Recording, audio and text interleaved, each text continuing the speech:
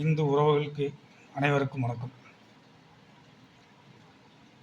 தற்போது எஸ்ஐஆர் பணி தேர்தல் கமிஷனால் நியமிக்கப்பட்டு சிறப்பாக நடைபெற்று கொண்டிருக்கிறது. பீகாரில் எஸ்ஐஆர் பணி மூலமாக போலி வாக்காளர்கள் 60 லட்சம் பேர் நீக்கப்பட்டுள்ளனர். அதே எஸ்ஐஆர் பணியை மாநிலம் முழுவதும் சிறப்பாக நடைபெற்று கொண்டிருக்கிறது. எந்த மாநிலத்திலும் இதற்கு பெரிய அளவில் எதிர்ப்பு இல்லை. தமிழகத்தில் ஆளும் திமுக அரசு அதன் கூட்டணி கட்சிகளும் தமிழகத்தில் எஸ்ஐஆர் பணி சிறக்க செயல்படக்கூடாது, அப்படி எஸ்ஐஆர் பணி செயல்பட்டால் வரும் 2026 தேர்தலில் திமுக அரசானது, திமுக கட்சியானது காணாமல் போய்விடும் என்ற பயத்தில் எஸ்ஐஆர் பணியை செயல்பட விடாமல் தடுக்கக்கூடிய வேலைகள் அனைத்தையும் செய்து கொண்டு இருப்பது மட்டுமல்லாமல் தமிழகத்தில் கண்டன ஆர்ப்பாட்டங்களும் செய்து கொண்டிருக்கிறார்கள்.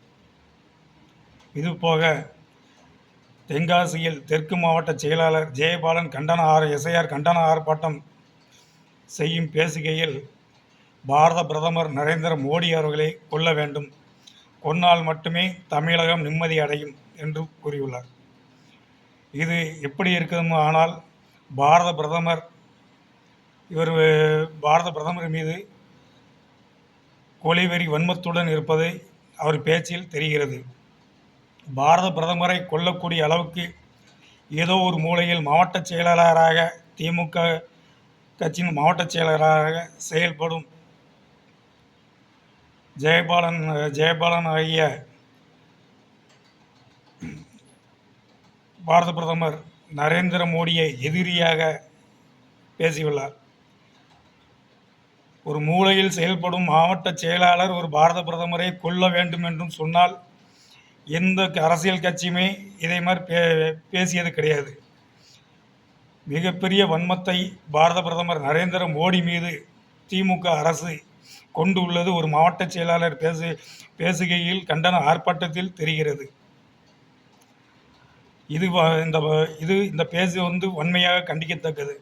ஆகையால் பாரத பிரதமரை கொல்ல வேண்டும் என்று சொல்லி பாரத பிரதமர் மீது வன்மத்தை காட்டும் தென்காசி தெற்கு மாவட்ட செயலாளர் ஜெயபாலன் ஒரு வன்மையை தூண்டும், கலவரத்தை தூண்டும் செயலாக இது பேசியுள்ளார். ஆகையால் தமிழக காவல்துறை தேச துரோக வழக்கின் கீழ் வழக்கினை பதிவு செய்து தேசிய பாதுகாப்பு சட்டத்தின் கீழ் தென்காசி தெற்கு மாவட்ட செயலாளர் ஜெயபாலனை கைது செய்து சிறையில் அடைக்க வலியுறுத்துகிறோம். இவன் இந்து திராவிட மக்கள் கட்சி தேச நலனில்